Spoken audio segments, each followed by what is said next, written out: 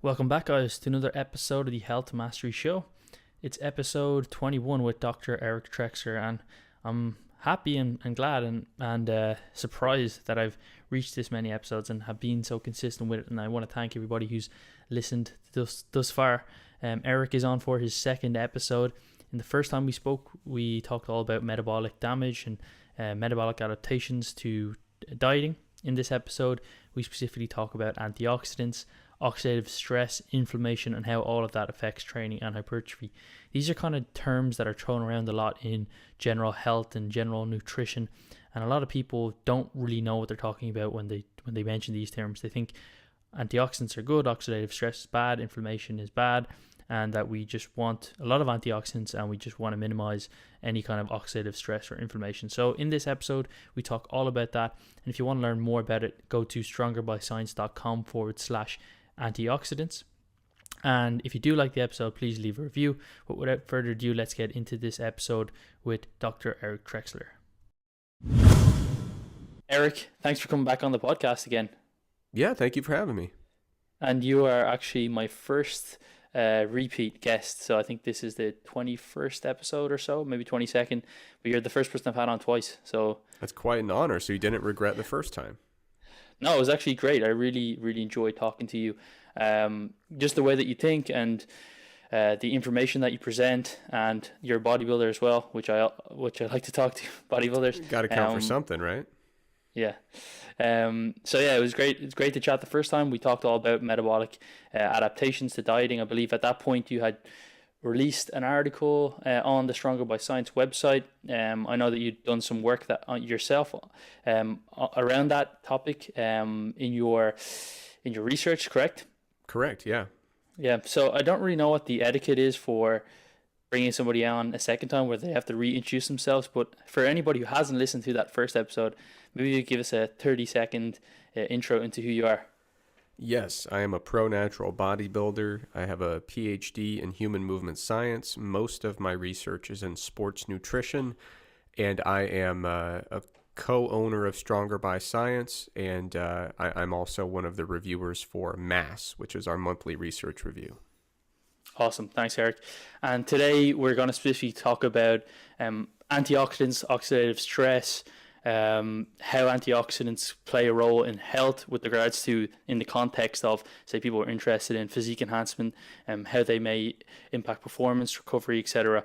And this is a really cool area. I really enjoyed reading about this. It's not often talked about in the realm of body composition per se. It's definitely talked about a lot in just general health. You know, a lot of people just say, I got to eat my antioxidants or oxidative stress or free radicals, almost just throwing them out there as if words that are bad or good, but not necessarily knowing what they mean. So first, if we start off about talking about what is oxidative stress and free radicals, are you able to explain a little bit about what that actually means? Yeah, I mean, like you said, there's a lot of terms in this area that kind of get used synonymously, or at the very least get used very vaguely. You know, people don't really want to commit to what these terms are really meaning. So when we talk about oxidative stress and antioxidants and free radicals, there's a few kind of basic key ideas to clarify. So oxidation is just a basic chemical process that's characterized by the loss of an electron. And we've got these various free radicals, which I recently wrote an article for Stronger by Science about this topic that people should check out for a lot of really detailed information. But with free radicals, we've got reactive oxygen species, reactive nitrogen species. I tend to just call them reactive species as kind of an umbrella term. But the idea is that these reactive species can, go throughout the body and induce oxidative reactions. Okay, so they can engage in these oxidative processes in which that electron is basically getting transferred or kind of stolen from cells. The reason we care about it, you use the term oxidative stress. Whenever there's a lot of oxidative reactions going on, and we kind of lose the balance between oxidative reactions and antioxidant actions, what can happen is we can see damage to cells. So we can see that various components of cells, their protein, lipid, and DNA structures, because of an excessive amount of oxidation going on, they can become damaged. And that's generally what we're talking about when we talk about oxidative stress. Now, typically speaking, we've got some safeguards in place. These oxidative reactions are critical to human physiology. They have important roles in the body. So, if we didn't have reactive species and we didn't have these various oxidative processes going on, we wouldn't have normal cell signaling and immune responses and gene expression and ion transport. I mean, this stuff is important. So it's not fair to say that oxidative reactions or oxidative stress are necessarily bad. But what we need to do is keep it in a balance. And fortunately, that's where antioxidants come into play. Now, when we think of antioxidants, I think we typically think of stuff we eat that is usually a fruit or a vegetable. I think that's kind of the way people operationalize antioxidants. But there are really a few different, we've certainly got antioxidants from the diet, but we also have some endogenous antioxidant systems that our body kind of takes care of automatically.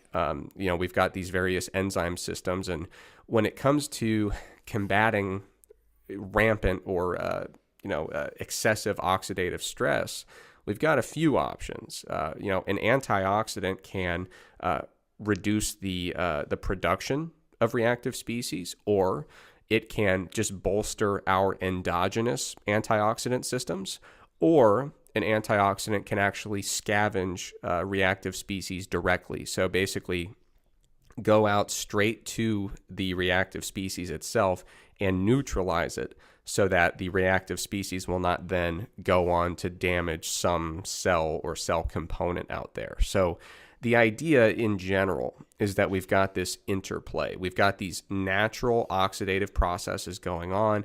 We've got these reactive species being produced, and that's normal. But we need to keep them in check with this balance of reactive species production and also antioxidant activity.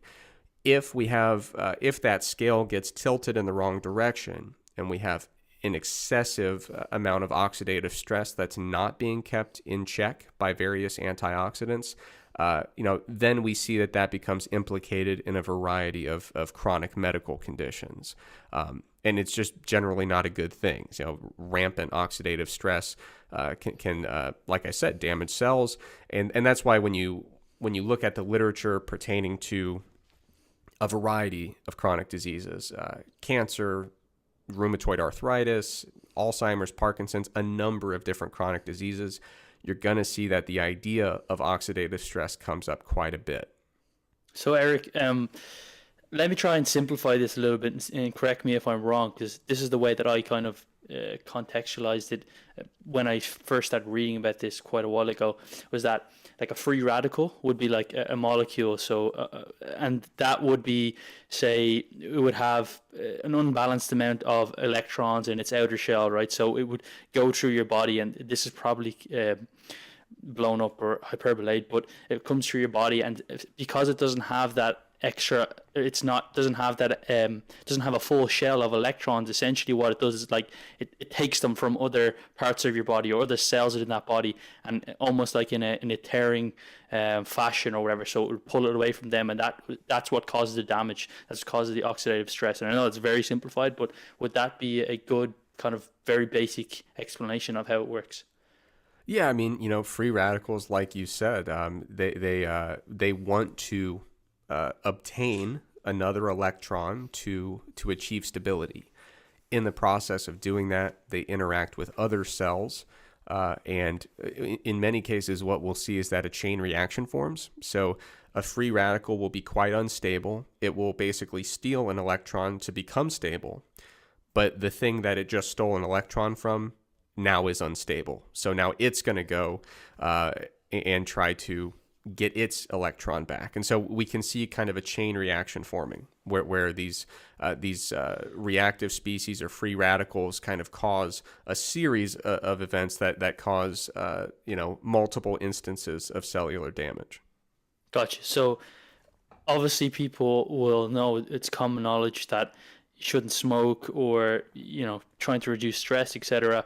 to reduce any ill effects on your health. And obviously, this isn't a medical podcast, but what people would be concerned about is perhaps things that they consume through their nutrition that may affect or may increase oxidative stress. And I've actually read before from a doctor a book, I think it was called Deeper or Clear Nutrition or something like Deep Nutrition, I think. And she talked about in the book that because certain fats were not stable, it meant that they actually caused oxidative stress because there was less saturated or because of the saturated bonds in it, there was less stability within it. And so polyunsaturated fats, because they're so unstable, they would actually cause a lot of damage in the body. So you should not eat polyunsaturated fats because they're causing all this damage, and they have all these free radicals. And obviously that's cherry picking, taking a very specific fat and pulling that from the whole context of an overall diet. But are there certain foods or certain food groups that can increase oxidative stress, and what could be the result of that if long-term chronic intake? I've never really thought about it from that perspective of a food inducing oxidative stress. I typically kind of view it from the other perspective. So, like you said, when we're worried about exposing ourselves to oxidative stressors that are not going to induce positive adaptations, we talk about limiting our exposure to radiation, cigarette smoking, air pollution, some industrial chemicals. I've not heard anything about specific foods, but it's also a place that I've not really looked. When I think of exposure to oxidative stress, those are the things I think about. I also think of a variety of medical conditions that can increase oxidative stress. And certainly from a dietary perspective, I think our main course of action is doing things that can promote antioxidant processes. So an example of that is just exercising. So exercising itself acutely does induce an increase in oxidative stress.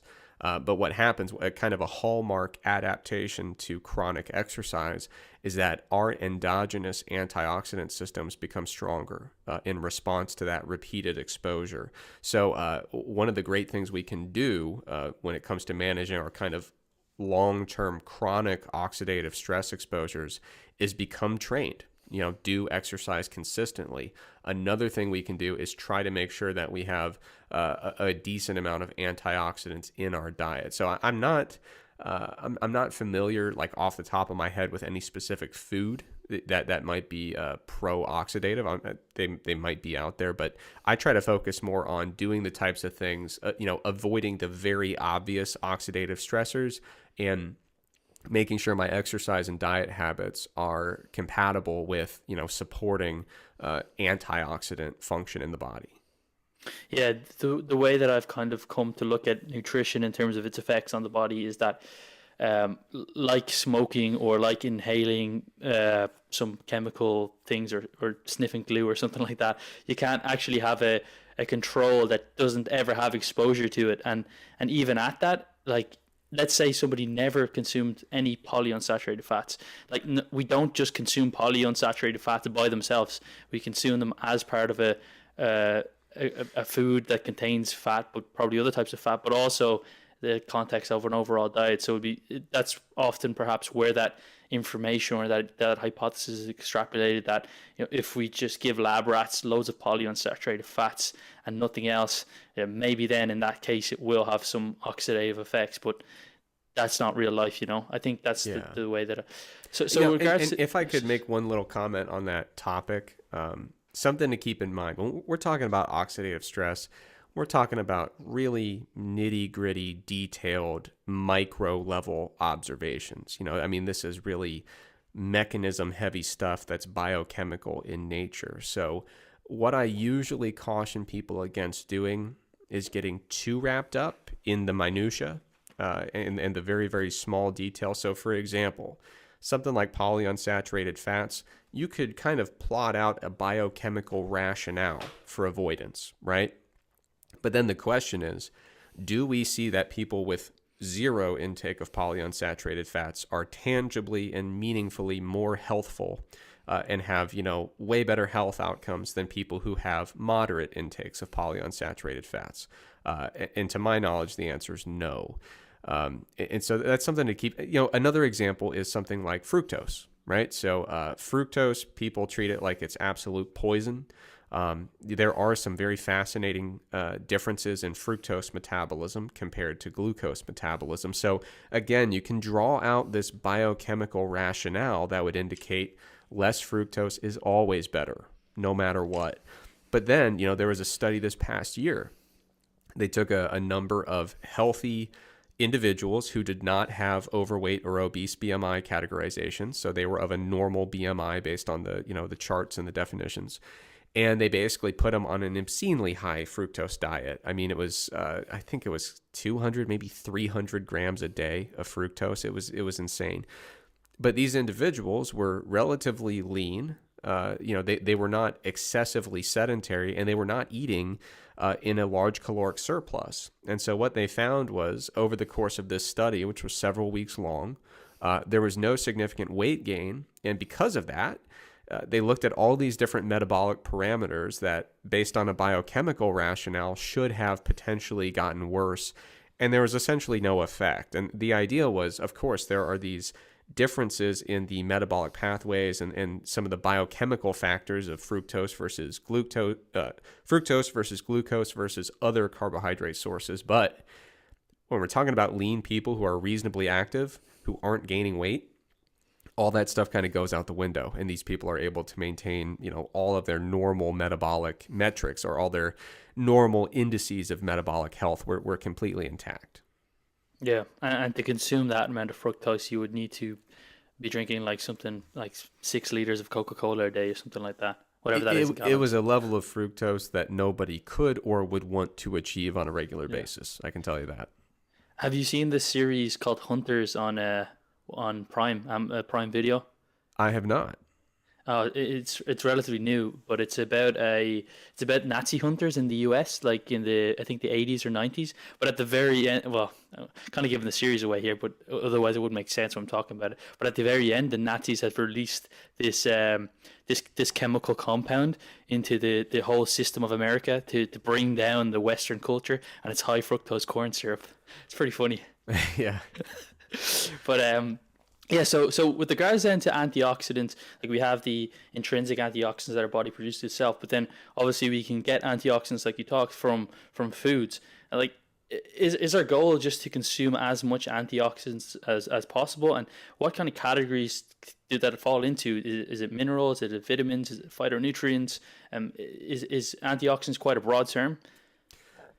Yeah, antioxidants is a remarkably broad term. And so, like I mentioned, I wrote an article, strongerbyscience.com/antioxidants.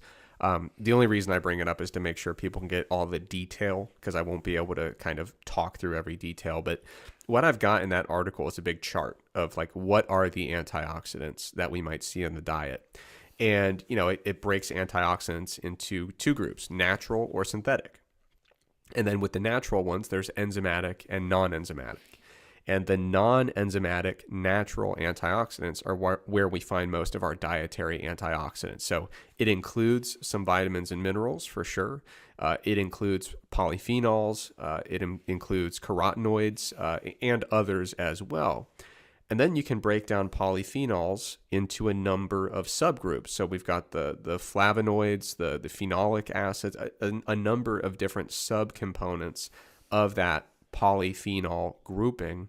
And then even within like flavonoids, you've got a variety of subgroups, which would include things like anthocyanins, isoflavones. So we can keep kind of breaking this down into smaller and smaller groupings. But just to give an idea, I think they've already identified, I believe it's over 4,000 flavonoids, which is just one of the subgroups of polyphenols, which is just one of the subgroups of the non-enzymatic natural antioxidants. So yeah, to put it lightly, there are a lot of different antioxidants, a lot of different types of antioxidants that you can find in the diet. Now, the other part of your question was, is more always better? Or should we just aim to achieve the highest intake possible?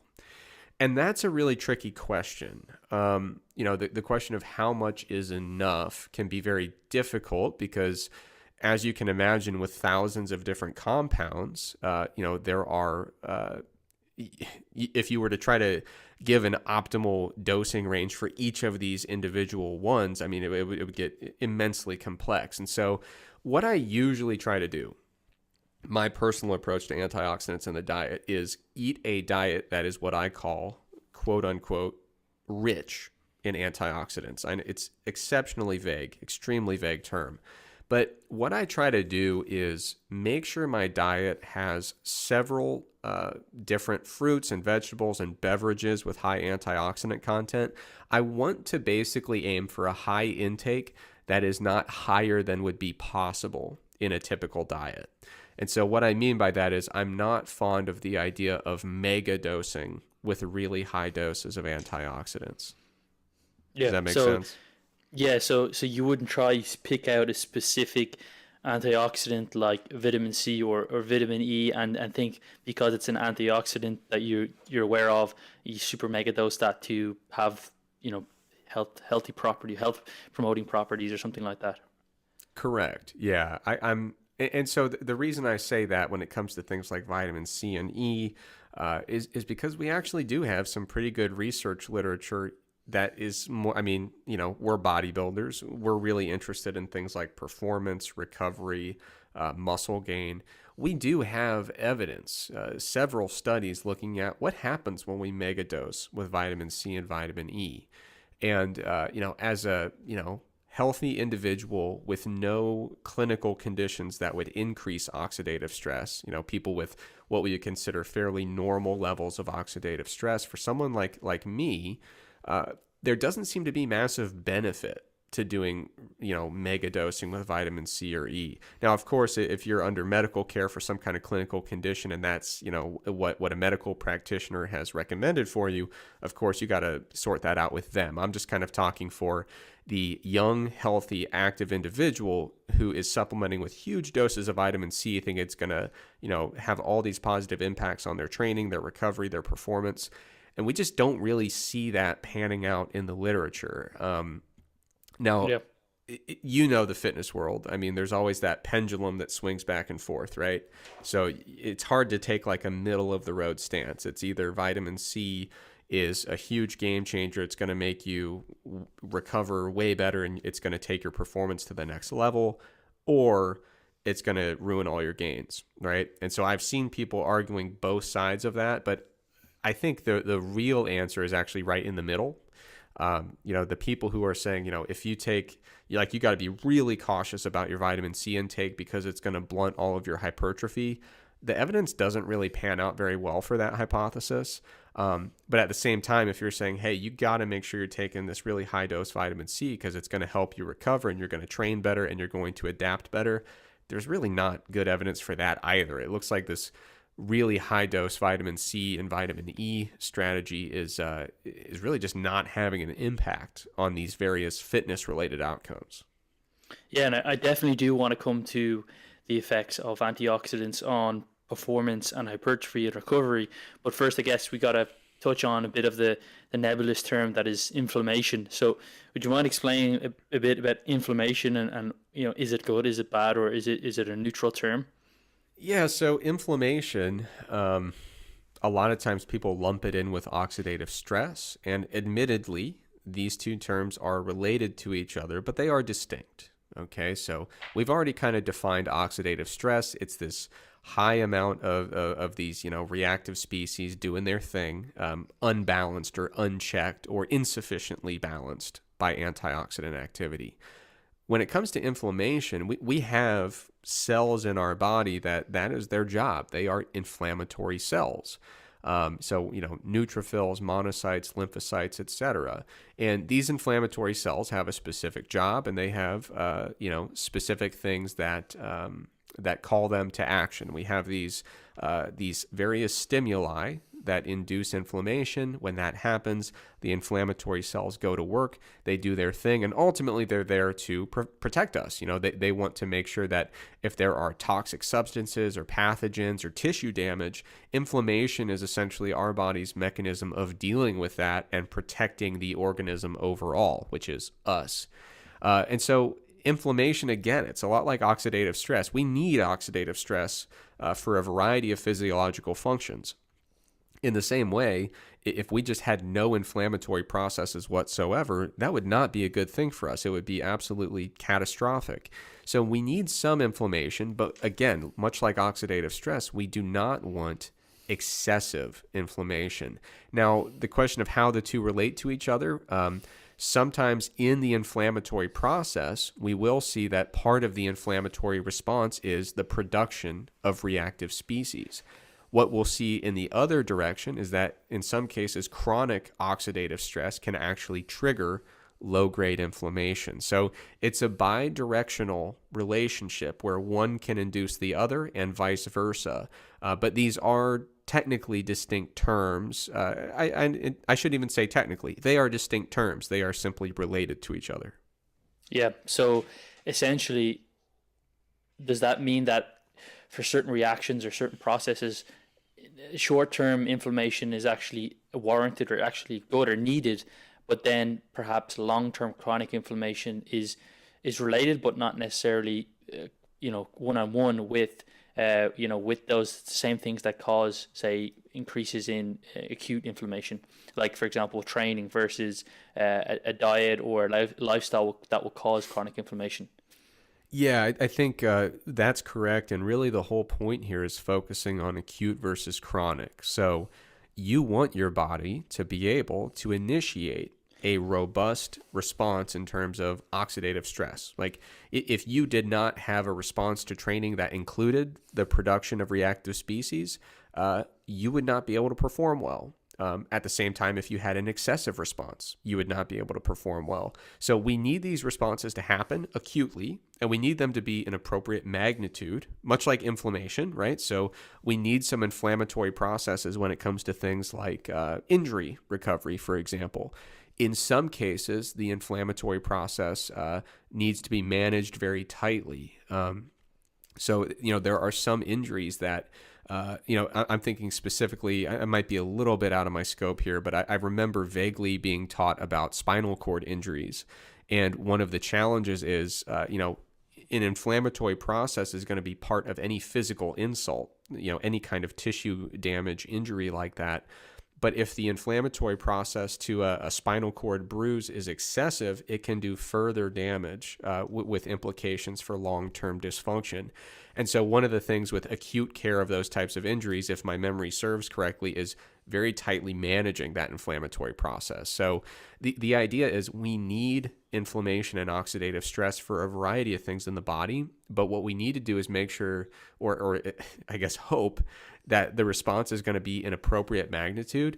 And what we really don't want is long-term, low-grade oxidative stress or low-grade inflammation chronically, long-term, kind of a long-term imbalance where we see that our response is, or that our just kind of baseline level is higher than it should be. Those are the types of things that seem to be more closely implicated with chronic disease risk. Sure, and I think you'll probably agree with me based off of what you're saying is that as long as you are trying to have a diet that is high in antioxidants, so just rich in fruits and vegetables for the most part, and a well-balanced diet, and you are exercising and you're trying to look after your health, not smoking, etc., that you don't really need to worry about these, or at least what you can control with regards to long-term chronic inflammation. Yeah, I mean, so if you were to ask me, what are the things I can do to keep this, chronic oxidative stress or chronic inflammation, what can I do to keep these things in check? The answer usually is sleep well, don't get overly stressed, exercise enough, but not too much, maintain good body composition, an appropriate body fat percentage for your health, have a diet that is rich in fruits and vegetables and other antioxidants like coffee or tea. And so you start putting together these ideas of what can kind of effectively help you build some kind of a defense against these chronic issues with excessive oxidative stress or excessive inflammation. But that list of things I just made, first of all, is just a blueprint to living a healthy life. Like, like it just, all those things. Let's say that you don't even, let's say they didn't have any effect on oxidative stress or inflammation. Those various things would make you feel great. Whatever they're doing, like forget about the biochemistry. Those just make up the blueprint for living a life that is generally conducive to long-term health and is going to make you feel great every day. Yeah, gotcha. So then when it comes to, I suppose, what most people probably interested in learning about is how do antioxidants have effects, both positive and negative, on training? So specifically your recovery, your strength, and then performance. I know you've done some work on blood flow or some research around how antioxidants can affect blood flow. And do we need to avoid antioxidants? I know sometimes, like we kind of touched on a little bit about vitamin C, people were saying we shouldn't take a multivitamin post-workout because the antioxidants going to blunt the hypertrophy signaling. And what are your kind of thoughts around that positively and negatively affecting our responses to those? Yeah, so I'm going to start with the answer and then kind of explain why, but I can't think of a reason why you would avoid antioxidants. I would say there's plenty of reasons to not megadose with antioxidants, so to not go out of your way to take in what would theoretically be a virtually impossible dose, based on a food-based diet.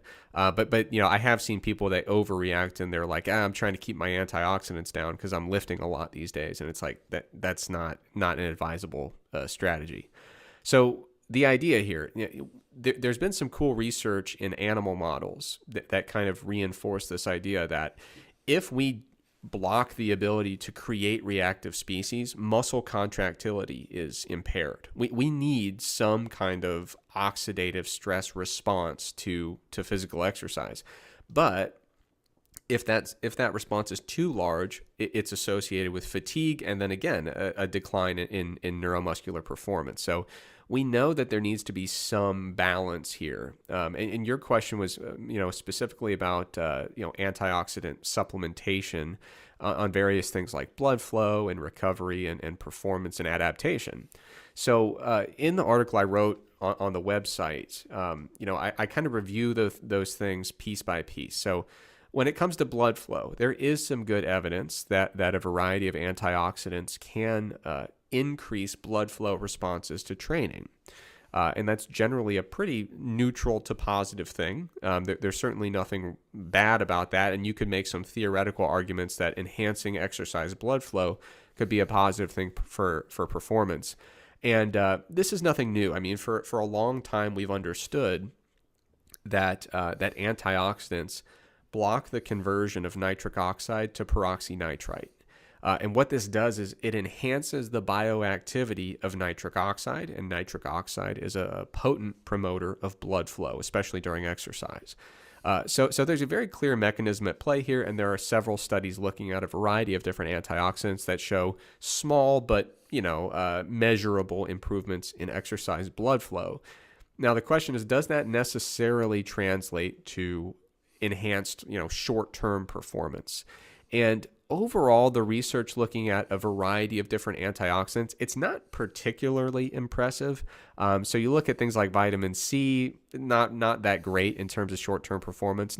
Not a negative impact by any means, but just not really doing much. There's some evidence that vitamin C might enhance performance at altitude specifically, but if you're not in the process of training at altitude, it doesn't really seem to be that helpful. Like I said, there's a variety of different antioxidants that are completely different structurally. And so you have to review that research piece by piece, which is remarkably frustrating. I mean, because the findings of one antioxidant cannot necessarily be translated to any other antioxidant because of these major structural differences. But I will say this, there's some evidence that there are some polyphenol-rich antioxidant supplements, a variety of different, fruit or vegetable extracts that they might have some modest positive effects on performance. It's really nothing to get that excited about. I'm still a little bit skeptical. And what you'll find is many of these, quote unquote, antioxidant supplements are a lot more than antioxidants. So, for example, I was reading a review, like a published review paper about this topic, and they mentioned one of the good ones is beetroot juice. But beetroot juice, of course, yeah, it has antioxidants, but it also has betaine in it. It also has nitrate in it. I mean, there are notable ergogenic ingredients in beets and in beet juice that are much more than just an antioxidant. So, if you're thinking I'm going to get in the antioxidant game to acutely enhance my performance, I just haven't seen very impressive data in that regard. I mean, there's some stuff that's slightly positive, but nothing that is like really overwhelming. And if anything, I'd say the best application of an antioxidant supplement for short-term or acute performance would be pairing an antioxidant with a nitric oxide source. I think that the two of them work pretty synergistically, and I think that the best thing that you could do to try to really get some kind of benefit from an antioxidant based supplement is, basically taking advantage of the fact that those antioxidants can enhance the bioactivity of nitric oxide. So I think an interesting area for future research is going to be taking some kind of nitrate or citrulline source with a pretty decent antioxidant and seeing how big of an effect that antioxidant has. Now, like I said, blood flow, it's fine. Again, it would be more notable if paired with nitric oxide. Same thing for acute performance. Recovery and muscle damage is a particularly interesting application. Because intuitively you'd think, okay, well, if we can make a dent in this, in the ensuing processes involving both oxidative stress and inflammation after training, maybe theoretically we can make our recovery a little quicker, get back into the gym more quickly, and everything will be good. There are some studies looking at vitamin C and E for muscle damage and recovery. There are some showing some positive effects, but overall, the effects are pretty inconsistent. One area of research that actually has been pretty promising is, again, some of those like fruit extracts. So these extracts that are very rich in polyphenols and other phytochemicals, they seem to actually be pretty good when it comes to short-term muscle damage and recovery. So one that comes to mind is tart cherry juice. There's actually a pretty decent amount of literature. It's not a huge body of literature, but there are several studies showing that consistent supplementation with a tart cherry juice or a tart cherry concentrate can affect a variety of outcomes related to soreness, inflammation, and muscle damage following acute exercise. So I think that the literature pertaining to some of these fruit and vegetable-based extracts, so things like tart cherry juice, things like pomegranate juice or pomegranate extract. I believe I've seen some positive stuff with watermelon juice as well. These antioxidant-rich supplements with a lot of different phytochemicals that are kind of naturally occurring in the food matrix or the beverage matrix, they seem to be reasonably positive in terms of that short-term ability to recover. My only issue with that literature is I think the practical application. If you are throwing a training stimulus at your body that is so excessive that you need to very carefully manage these post-exercise oxidative processes and inflammatory processes, I would argue that probably the most intuitive thing you can do to enhance your training adaptations is you got to rethink your training load. You got to make sure that you're actually giving your body something it can adapt to rather than just beating yourself up in the gym. Now, of course, there are some instances where, you're an athlete and it's, some kind of marathon event and it's out of your hands. You have to be able to perform, multiple days in a row or multiple bouts in a day. And it's like, this isn't like a training thing. This is a competing thing. And if I'm going to recover, I have to deal with whatever they're putting me through. So I understand that. But that's kind of the rundown on the short-term recovery. But in my opinion, the place where this body of literature gets really fascinating is not short-term recovery, but long-term adaptation. And to be totally honest, that's kind of the reason I wrote the article for Stronger by Science, is that overarching question of, if I have a high intake of antioxidants, is that going to blunt my training responses? And and there's some really fascinating research in that area. Yeah, so I just on that topic, when I'm thinking about it, some points obviously you mentioned. If you feel like you need to focus on the very nitty gritty of specific types of juices to recover your training, then perhaps maybe that help. But we got to look at the question of, well, is this stimulus even required to maximize hypertrophy? If that's the goal, it's not just about killing yourself in the gym, and that's obviously a separate question. But like we said, you rarely need to train close to failure, or you rarely need to train to failure, and the volume shouldn't be leaving you absolutely dead in the gym. So for people listening specifically to this, then it's probably not even something that they're going to have to address, or if they do have to address that, maybe it's looking at what's going in terms of your training, rather than trying to pick up the pieces afterwards. But then you also talked a little bit about some of these effects like pomegranate juice or watermelon extract helping with the recovery process. But then I think you're probably going to talk about it, but how does that, yes, it may help us recover faster, but is that something that we always want in the case that perhaps faster recovery, such as we've seen in things like, using cold water immersion or other things like that perhaps will help us recover faster, but then perhaps may blunt the hypertrophy response and actually, work against what we're actually trying to achieve here? Yeah. So it's a very intuitive extension, right? So you think, okay, well, if we're managing this oxidative stress acutely, we already talked about how oxidative stress has important roles in cell signaling. And so is it necessarily a good thing to be managing that acutely when it comes to trying to induce some actual long-term training adaptations?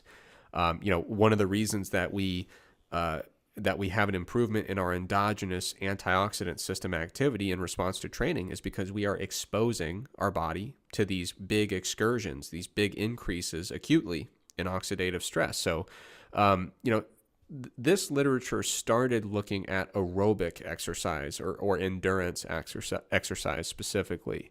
And there were a few early studies that were indicating that if we do these kind of high dose antioxidant interventions, it appears to blunt some of the cellular signaling associated with mitochondrial biogenesis. And that's kind of a very key adaptation to endurance training, is that mitochondrial biogenesis. And so the signaling pathways, there were these initial studies showing that the signaling is being impaired. But what's really interesting is when you go several levels down the line and say, well, the signaling is impaired, but did it actually impair mitochondrial biogenesis itself, not the activity of the signaling pathways? That evidence is a little bit mixed. And then when you take it another step and you say, well, whatever, I mean, we're not really that worried about mitochondrial biogenesis per se. We're trying to perform better. Does this stuff actually impact our ability to improve VO2 max or improve endurance performance specifically? And it doesn't really look like it. It doesn't look like those little differences in those signaling pathways really translate to a notable blunting of the training adaptation that we most care about, which is the actual aerobic performance. Now, after this body of literature got rolling in the aerobic exercise space, people started looking at hypertrophy, thinking, well, we know that peroxynitrite specifically is associated with stimulating muscle protein synthesis. And like I said, antioxidants can really reduce that conversion of nitric oxide to peroxynitrite. And so the idea is, if we're able to blunt some of these cellular events that are induced by the metabolic consequences of training and this oxidative stress response, if we're able to blunt all that and we're able to reduce any potential conversion to peroxynitrite and all these different, like I said, these nitty gritty biochemical processes, is it possible that by blunting or significantly reducing this oxidative stress response, might we actually be blunting hypertrophy? And what's really interesting is that the literature looking at strength and hypertrophy kind of followed a very similar trajectory to the aerobic exercise trajectory. So what they found was initially looking at some studies with signaling pathways related to muscle hypertrophy. And what they did find was, this really high dose antioxidant supplementation did appear to inhibit some of these anabolic signaling pathways. So much like the literature with mitochondrial biogenesis, that raises some concern that we might actually blunt hypertrophy as an extension of that. But I think it was Clifford and colleagues recently published a meta-analysis looking at a variety of different studies, seeing with high-dose vitamin C and E supplementation, how does this actually affect training adaptations to aerobic or endurance exercise, but also to resistance exercise. So looking at strength and hypertrophy outcomes.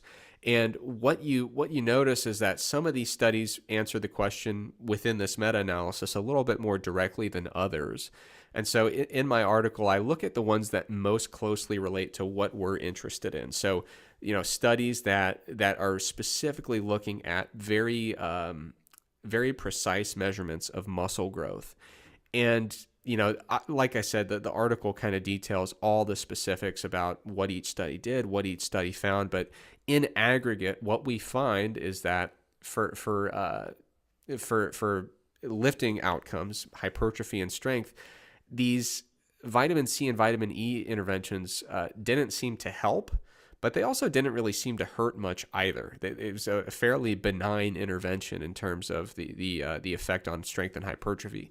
There were a few studies that might have, like for instance, measured they might have measured hypertrophy 3 different ways. One maybe was kind of slightly impaired and the other 2 weren't. So it's not that there's no evidence to support the idea, but I think a lot of people were under the impression that if you take high dose vitamin C, your hypertrophy is completely blunted. You are not going to grow in response to training.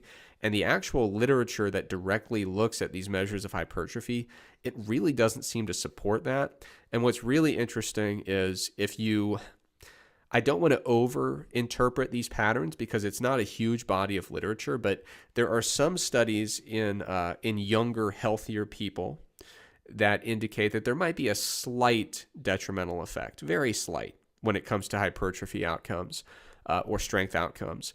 When you look in older populations, it almost looks like there might be a slight benefit. And intuitively, you might think, well, an older person, likely, kind of one of the hallmark things we see with aging is more of that low-level chronic oxidative stress. So maybe if you're an older individual or someone who does, for whatever reason, have some of that baseline high-level or chronic low-level oxidative stress, I should say, maybe there is a slight benefit of trying to get that handled and that kind of promoting your gains over time. But honestly, looking for any of those patterns of it being beneficial for older folks or particularly detrimental for younger folks, the evidence just isn't super strong. But one thing that, like, my takeaway from kind of reviewing this literature and getting really into the details with these studies is I think the potential for downsides is a little bit overstated when it comes to young, healthy individuals supplementing with vitamin C and E. But my question is, why bother? What are you hoping to get from this? Because it's not making your adaptations any better. And there is some possibility that it could blunt your adaptations to some degree. So when people come up to me and they say, I'm thinking about taking this high dose vitamin C or E to facilitate my recovery in the gym, I say, well, it's not going to help us perform better. It's not going to help us recover better. Like I said, the recovery literature is not that great for vitamin C and E. It's not going to help us adapt better. And there is some possibility that it can modestly reduce our gains. So it just doesn't seem like a good supplementation strategy to me. Yeah, that makes a lot of sense. So I know that you're a coach as well. So what are the practical applications that you give to the people that you work with in terms of how to apply this to their lives, in terms of just getting enough antioxidants and perhaps not trying to do specific things?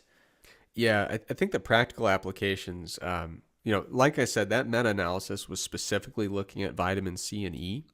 what I find really fascinating is there's far less literature, but the studies looking at supplementation with polyphenols or other phytochemical antioxidants, we don't really see any evidence of that blunting of hypertrophy. Like I said, the evidence isn't that strong for vitamin C anyway.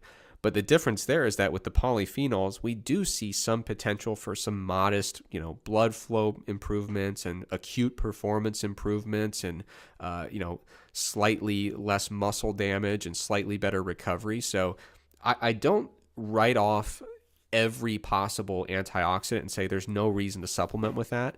I do think that some of these polyphenol rich or phytochemical rich antioxidant juices and extracts might have some select applications. But generally speaking, those are dosed in the studies at levels that we could realistically hope to get from a food-based diet without doing any kind of mega dosing or powder supplementation.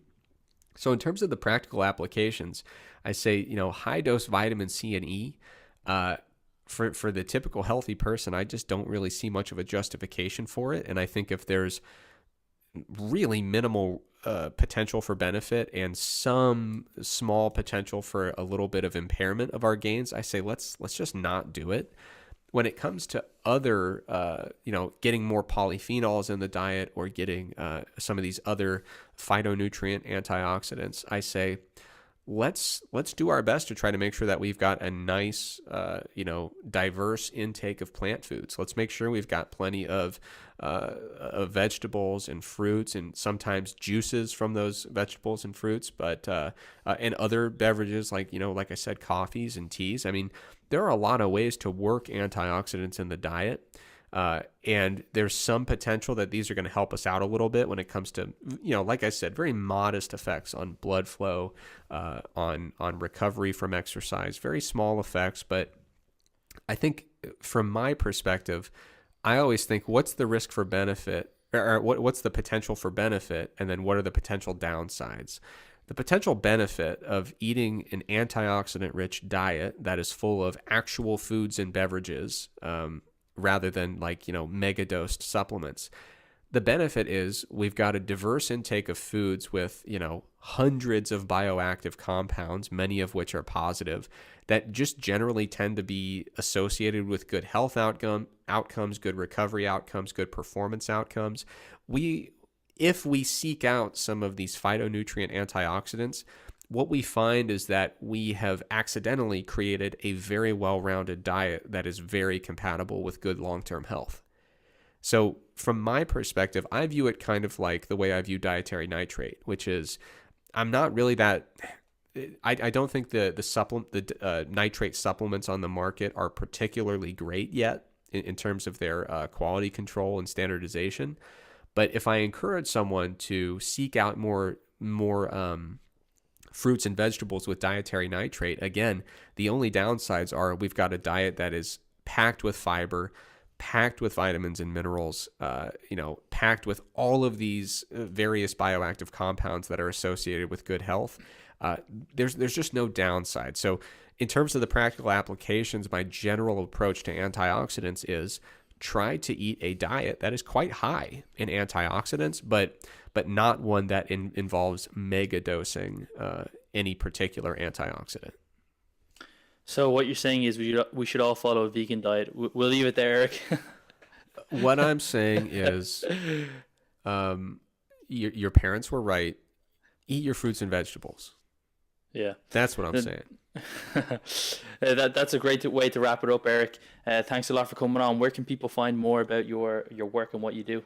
You can find me at strongerbyscience.com. You can find me on Instagram. My handle is @TrexlerFitness, and you can find me every month. The first day of the month, we put out our research review called MASS. That stands for Monthly Applications in Strength Sport.